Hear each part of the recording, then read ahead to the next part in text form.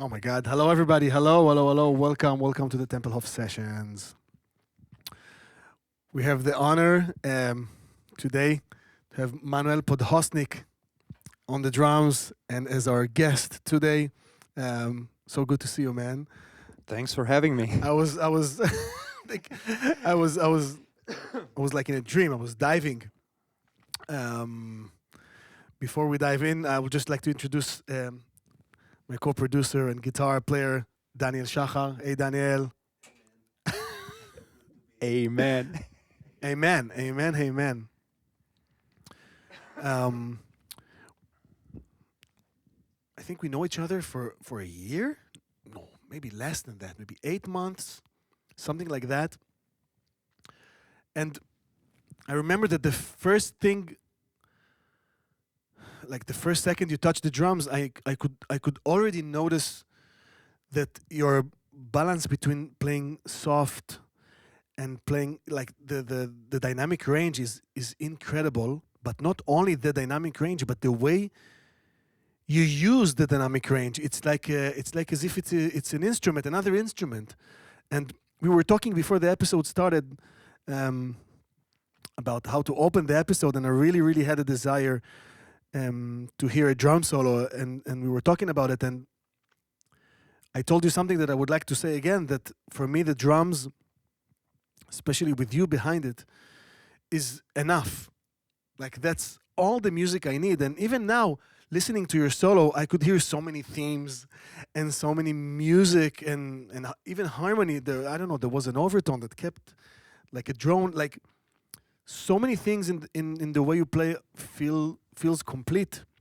And I always thought, how does he start? Like, where does he come up with those ideas?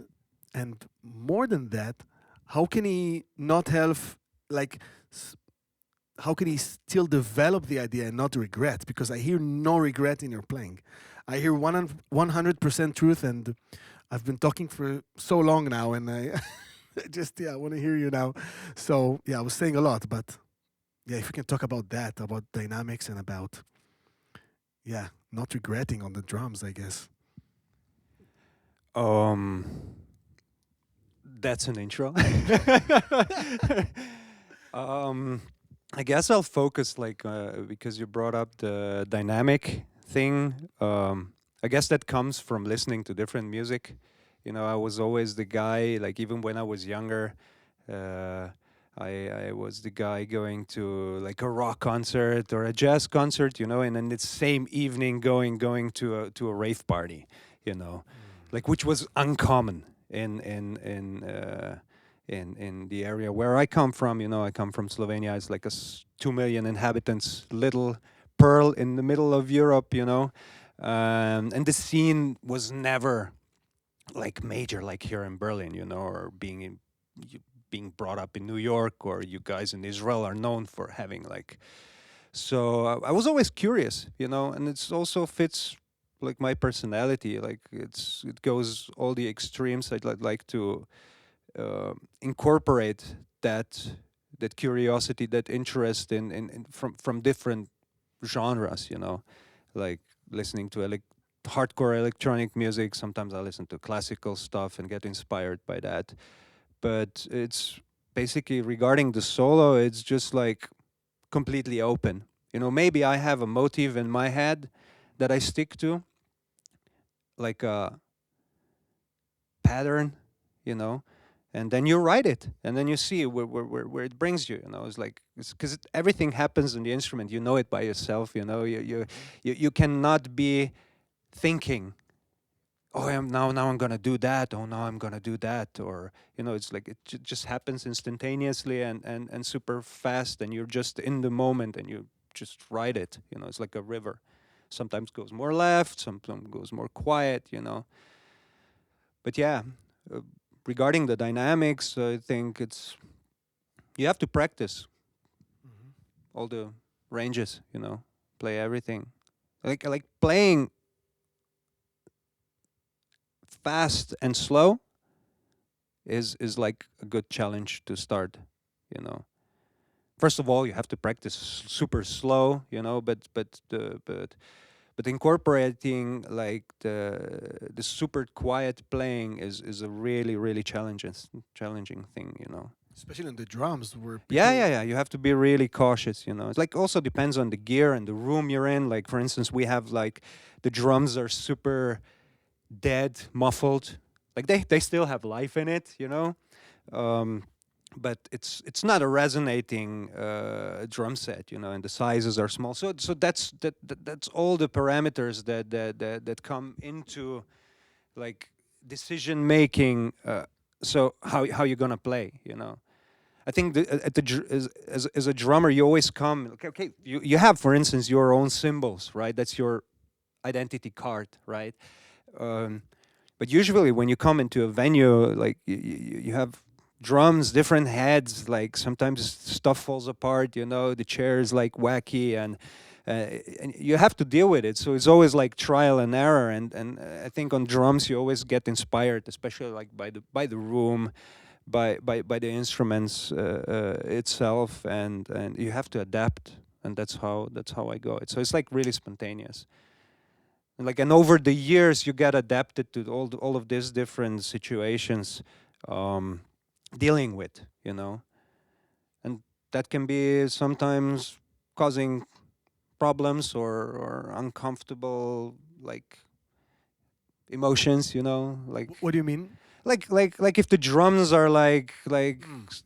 not what you're used to, you know. So okay, you have your drum kit at home in your studio. It's your safe environment. You practice like crazy, and you're used to it, you know. And then you come into a different situation. It's like same thing as in life, you know. Things you've learned, the patterns you gathered over the years Yeah. from your Yeah. parents, and then you go out into the world, you know, and Beautiful. you get challenged always. So that's how I deal with it. But it's like, okay, mistakes happen. Like sometimes you have a hiccup, you know. Okay, you observe it and you go along, you know. That's how I try to see it. Like I hear a lot of acceptance. Yeah. I mean that's the goal. Wow. I guess, you know, that's how you can deal with all the madness, you know, in this world. Yeah. But yeah, try to make the best out of it. That's It sounds the best. It sounds the best, man. You know, when you were talking, I was like making like listening to all the things and try to come up with a conclusion. And if I may come with a conclusion that you're like, it feels like you're a master of getting out of your comfort zone every second. Every second you come out of your comfort zone and creating something even longer. Like I was trying to count or to feel something, and it's always open when you play. It's always endless. And I was wondering, how do you maintain this steadiness with chaos together? It's like you always have an amazing sense of pulse, and at the same time you manage chaos or mayhem. I mean, there was even a point where you were just playing where you left the cymbals running and then played something really. It was beautiful, and I would love to hear about your like yeah, basically your sense of pulse, because it's really incredible.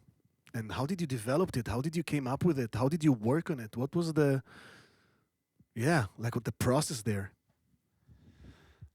mm, well, how did I develop it? I mean, I practice the regular stuff. You know, it's a always ongoing process. You know, like on every other instruments, you learn some basics, you get better, you develop your vocabulary.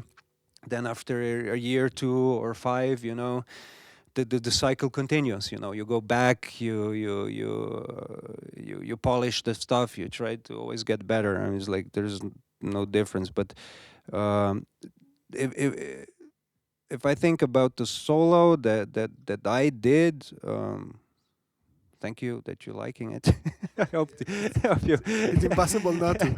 um, Yeah, I was just thinking like, okay, for instance, so like how would you come up with a solo like this? Okay, it's not completely free, like not in my mind. Maybe it sounds like it's completely free, but I set myself some boundaries. Interesting. You know, maybe some keys. Okay, so you go like, okay, I'm gonna use like dynamics, right? Hmm. Okay, then you work with dynamics. Okay, I'm gonna use contrast, right? So like you mentioned, I'm gonna go like I'm gonna hit the cymbal. The cymbal's gonna resonate and make a bridge. So I go into the drums, you know, and make a fluid kind of transition, right? Interesting. Wow, I never thought about I mean, sometimes you know, like using stuff that is not. Sorry to interrupt you, yeah. to cut you. Like you're talking about like almost colors. Yeah. But that like inspired me big time doing like from my work because besides drums and being a father and all the regular life, you know, I also work as a sound designer, and that's probably where it came from. You know, thinking like building transitions, like being more in the mood, you know, what other instruments are playing, like thinking not only as drums as a percussive instrument, but more and more of like a effect maybe. Like if we just look at that perspective of like hitting a cymbal, having the decay, the sustain going on, you know, and then going into something different, you know.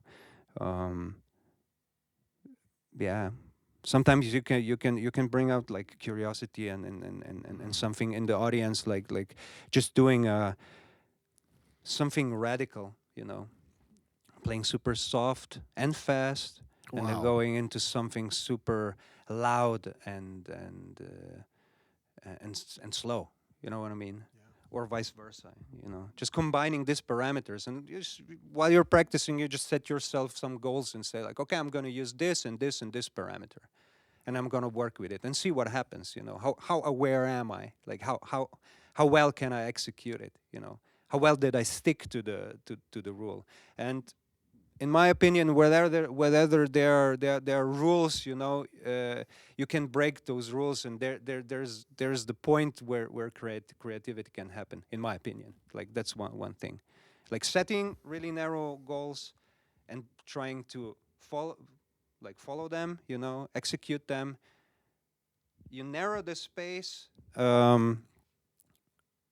and with this narrow space, you find more freedom. If that makes sense, Yeah, man. you I'm. know what I I'm. mean? I'm totally. Totally. Like, because you have to get creative, you know, with all the possibilities. Like, oh, I can have this cymbal and blah blah, and this drums and all the electronics and everything, you know. You have to get creative. That's amazing. You know, reduction in a way. Mm.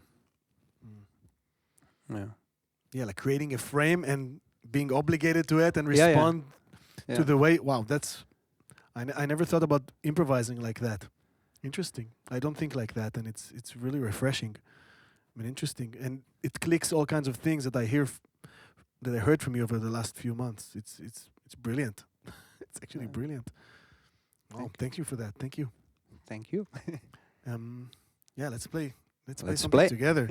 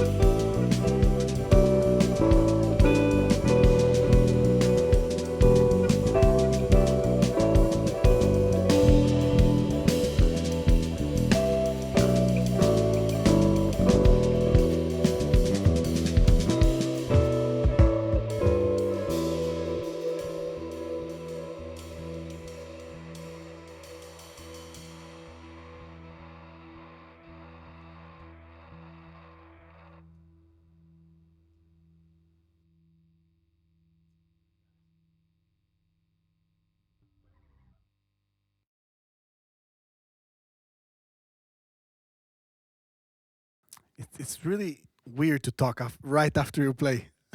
Like I feel vulnerable. I don't know how to explain it, but yeah, it's part of the nature of this show, I guess. Manu, you showed me a really cool exercise last week with the metronome. Would you mind? Can I pull out a metronome and you can talk about it and show it? It was really cool. I know we didn't plan it, but yeah, Yeah, sure. you can. I don't care. You showed me something really cool. Here's a metronome. Yeah, you can choose the speed. Yeah, it doesn't matter. Just press it, Okay. and I'm gonna talk while it's. Wait. But just give me a quarter note, like a slow quarter note, like that. Yeah. So that's the pulse, right? The idea was basically to use. So the one is like the high note picks, right? You know, and the idea was for basically your product, you know, to basically all the exercises you are giving your students, you know, and this replies to all of the instruments. You can set your starting point like on every 16th note, right? So like you have it like here, like that's your one, right? 1, 2, 3, and you practice with it. That's how we're mostly used to practice, right? But you can set your starting point of your phrase or whatever you're practicing, like 1/16 after it, and the metronome's gonna give you a much better awareness. It much more emulates playing with another musician, you know, like setting it 1/16 after. So it's like a 1, 2, 3, 4, 1 and 2 and 3 and 4 and 1 and 2. So like for It's already it's already funky. yeah, you know, and the idea is like you have a lick on the bass or on guitar and anything, you know, and you're used to playing it on the downbeat, you know, but just to like try it playing a 16 note after, you know, because you get the awareness of the click being in front or in behind or in the middle, like and 1, 2, 3, 4, 1. Yeah. It's like but practicing it like this, you know, not displacing, you know, because like that's what we often do. We displace stuff, you know, but practicing an entire phrase, like, so your one is the eighth note or the last 16th, you know. That was the idea, you know. That's It's a brilliant. it's a I it's wanna a it's a try it. it's I a want to great try thing, and you know. It's practice. like you learn a pattern, you know, and then try to play it like this, because it will give you a better awareness, you know, of the phrasing and the placement within the bar, you know. Yeah, like covering other possibilities that might. Yeah, it's like because it starts to sound completely different, you Wow. know. You're much more shaky playing Mhm. like this, you know. It's I, like, oh, am I on? Like, I must say that I always like I've played with many drummers, but with you, I feel like it's dangerous because you go into all these. I feel like I'm walking in this dark alley, and I don't know where is it going to come from, because you always keep it fresh and you always surprise me with how you interpreted the beat, and it's beautiful. I'm always on the edge with you. I'm always working, and I love it that I don't need to rest and I know what he's going to play. Just playing with you is not being in the comfort zone, and I love it. And for me, it's really refreshing. thank Yeah. you. Any advice for maybe just general musicians on being creative, on developing an idea? I would love to hear something about that if it's possible. um Basically you don't need to, like, of course you learn new stuff, and that expands your vocabulary, especially like as a jazz musician, you know, listening to everything and getting inspired by everything, not only music. But one simple, let me think. Okay, for instance, you have a phrase, right, which can be like just 4 hits, right? like on the drums, or 4 notes, like a scale on guitar, or Can we anything. get a mic stand for Manu? You want a mic stand? You want to demonstrate something? We can do that. We No, can, no, no. It's basically it's more of like, because it's not a lick thing, or Mhm. it's not a it's just a tool, like, for how to get creative and to get out of your comfortable spaces, like extending the phrases or the licks. For instance, you have like 4 note phrase, or 4 hits: snare, snare, tom, tom, right?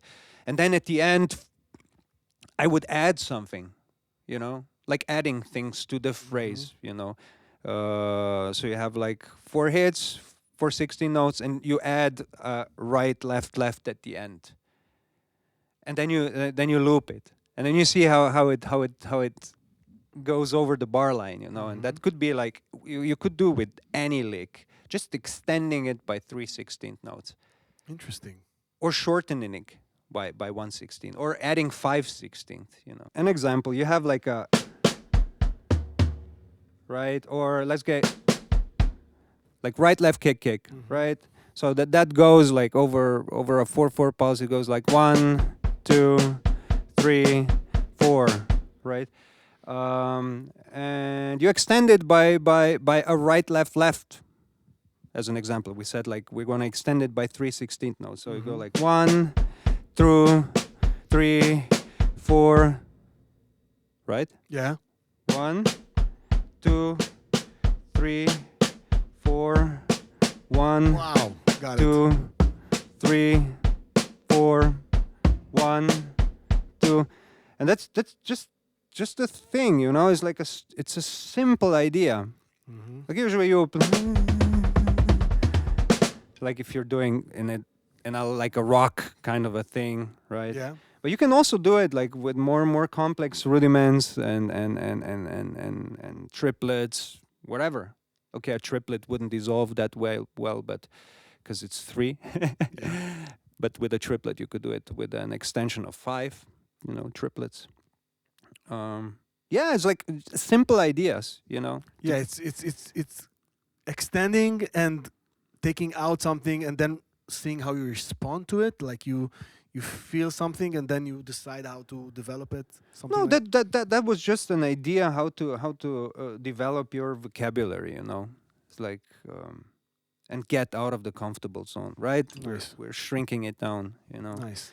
Um, that would be one thing. How to be creative, like how to extend your vocabulary. Um, and you can see it from any angle. You can do this like in any genre. Okay, that was like a rock kind of a drum fill, Yeah. right? You can do it with your right pattern if you're playing like a swing thing. Anything basically, like just putting a 3/16 at the end. That's it. That's a great solution to That's the power of the 3. the power of the 3. Amazing. I once studied with someone. He was a drummer actually, Ronnie Holland, like a famous drummer, and I was studying drums with him. And he said that he thinks of everything in the world, either it's 2 or 3. Doesn't think 5, 7, 9, 4. 4 for him is 2 and 2, or any other combination that he can think of. But he thinks of the world as 2 and 3. Yeah, makes complete sense to me. It's like, because what do we do basically? We have 2 hands. Okay, Yeah, you put it's the true. feet away, right? And you can either play a combination of singles or doubles. Like you have like right singles, you have like doubles, and then the rest is like single and a double and a double and a single. You know what I mean? Yeah, so that's what you have to work with. Yeah, exactly. Interesting. I feel like drummers are coming. For me, drummers are also always like the philosopher of the music. That's how I feel when I'm really. I feel like you guys are like the spirit of the music. Like I feel like I bring something very like I bring bread. I don't know. Yeah, bread is important. Bread man. is important, yeah. But I feel that always like drummers, especially in jazz, are this. They bring the blood, the wine. Yeah, but no, even really the spirit. Like but you're practicing really organized stuff. numbers and patterns and singles and doubles, but the result, the outcome, is always so philosophical to me. That's how I hear drums. It's really a wonder how so much matter can turn into so much spirit. It's really interesting. Yeah, I completely agree. It's what you do with it. You know, it's like a poet is using a pen, right? Like what is the pen? Like it's nothing. You can use any tool. You know, it's what you make out of it. You know, Beautiful. like Yeah. You guys want to play one more? Let's play sure. one more. Let's play.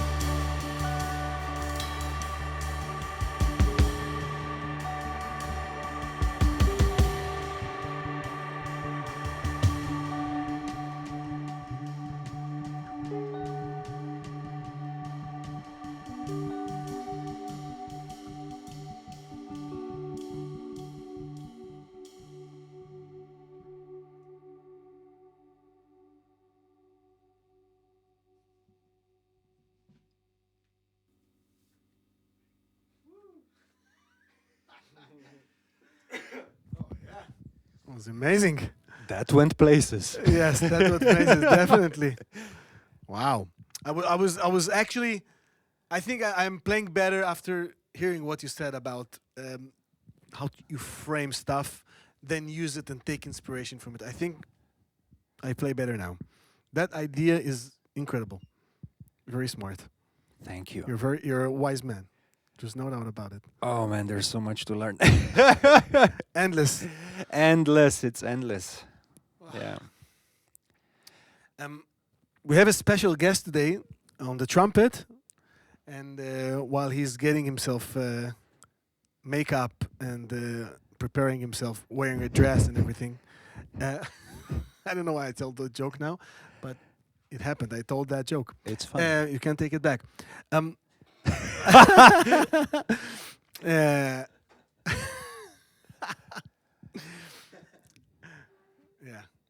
No, don't show them, Shimon. Show me. I'm the center of attention. It's me and him. No, I'm just kidding. I'm kidding. I wanted to ask you one more thing.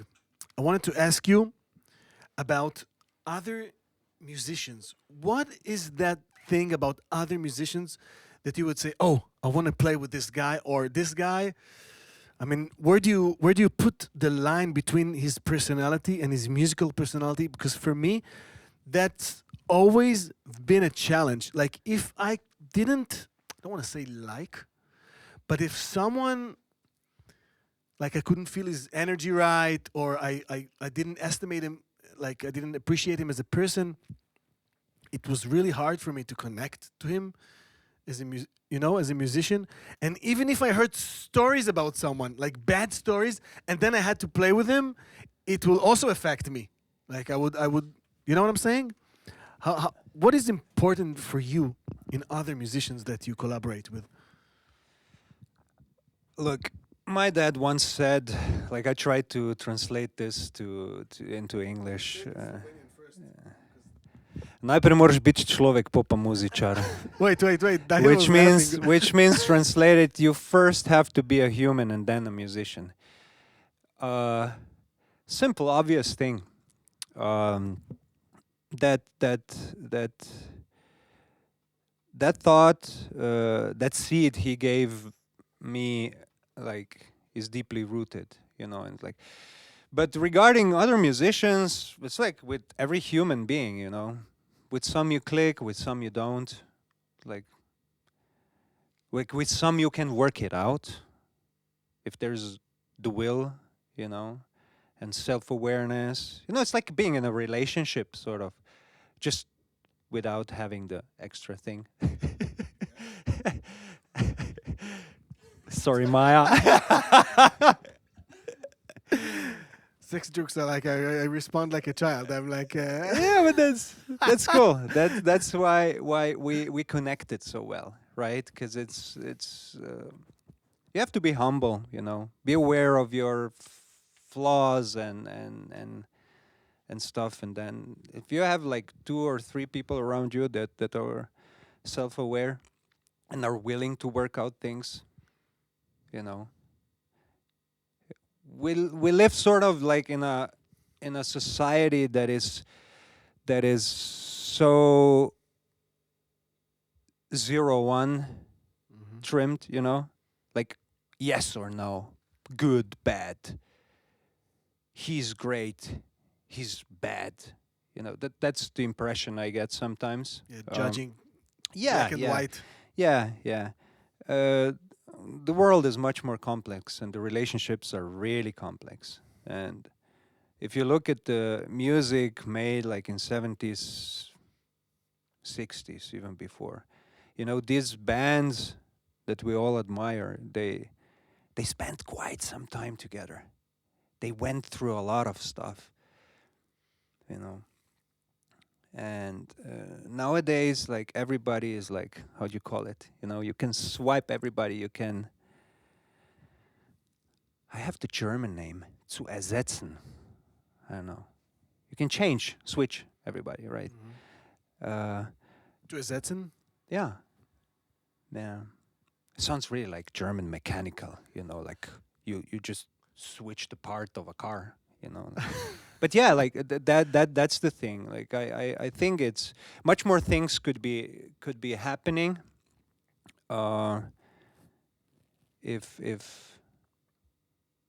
we would dedicate much more attention towards solving problems and not switching things. You know, like a new symbol, just like a new dress. You know, consuming.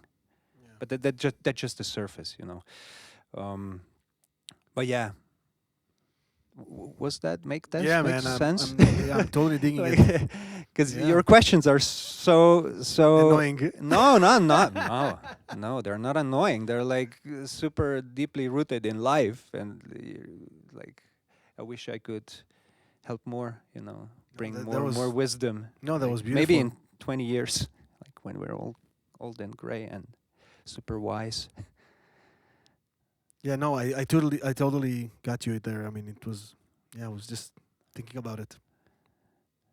Yeah, it doesn't matter where you live or what dress, well, how do you dress or what symbols do you have. It's change has to be something that is from the inside, and you have to let go something. You have to say goodbye to something in order to change. You cannot keep everything and expect different Yeah. outcomes. Yeah, true. Yeah. Manu, I would like to thank you for being here today and sharing your knowledge, experiences, and music. Thank you so much. Likewise. It means a lot to me. And I would like to thank Daniel Shachar, the co-producer on the guitar. And we have a special guest today on the trumpet, just to spice things up. This is Gili Kovesh. Yeah, Gili, thank you for being here, man. So thank you, everybody, for listening. Thank you, Manuel Podhostnik. Check him out on social media, Manuel Podhostnik.